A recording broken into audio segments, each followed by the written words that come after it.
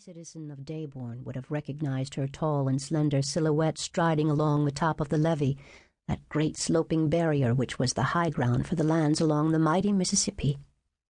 A sudden cloud break made her tresses into a brilliant flowing shock of white, wildly upstaging the few remaining strands of black hair. She winced at a twinge of bursitis in her left shoulder and shifted the weight of her grocery bag onto one hip as she moved down the steep incline of dirt and spotty clumps of Bermuda grass. When she stepped onto level ground, she walked slowly toward her house perched behind distant trees. One dark window, round like an eye, could see and be seen through the choke of foliage. It watched her progress from the base of a levee to a narrow dirt road.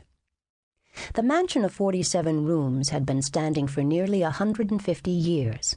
She wished it would finally crumble back into the earth. Toward that end, she had made no repairs on the place in the half-century since her father's death. She had done nothing to abet her incarceration, nor anything to free herself. For the majority of her 70 years, she had been known by the titles of Miss Augusta Trebek, Spinster of Daybourne, and Professional Prisoner. She paused in front of Henry Roth's cottage, a small one-story affair of red brick walls and a fine slate roof.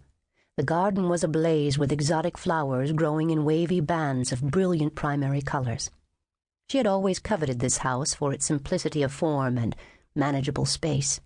If it had been hers, she would have let the garden go to a more natural state of untended wildflowers. But Henry was an artist who could not help but improve upon nature.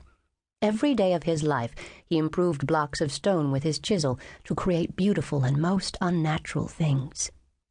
A stranger was standing at Henry's door, and a silver car was parked in the driveway. Augusta did not know the style of one car from another, but she could recognize a Mercedes hood ornament when she saw one. The license plate was obscured by shrubs and could not tell her where the man and his vehicle had come from. Henry's visitor was a tall one, well over 6 foot, and a good figure of a man by the back of him. As he turned away from the door, she was struck with admiration for his profile. That nose was a thing to behold, right formidable, nearly a weapon in its size and length. The man turned around to face her. His eyes were large and heavy-lidded, with small blue irises. They put her in mind of a fairy-tale frog who had not quite completed the transition to a prince by way of a kiss from a beautiful maiden. Perhaps he had not been properly kissed, or maybe the maiden was flawed. Augusta walked up the flagstone path to Henry's door. The visitor nodded to her in the modern version of a gentleman's bow. Respectful. She liked that.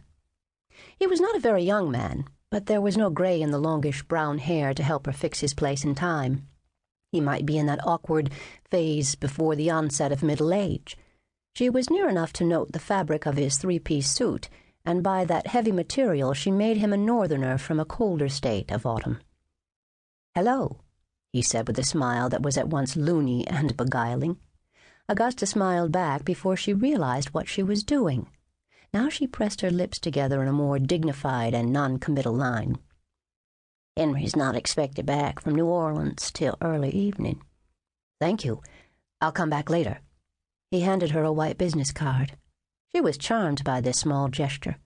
It reminded her of the gentleman's calling card, a custom from her father's generation.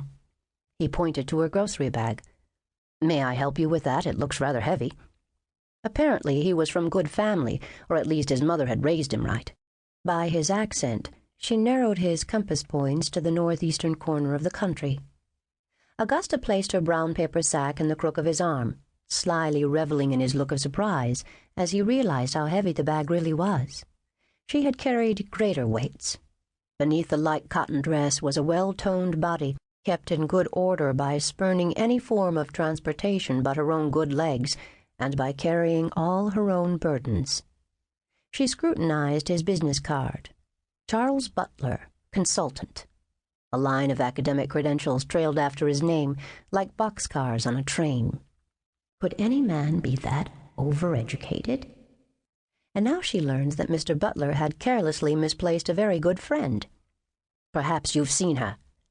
With his free hand, he pulled the folded page of a newspaper from his inside pocket and handed it to her. Augusta opened the sheet and looked down at a large, grainy photograph of a stone angel. She recognized the page from last Sunday.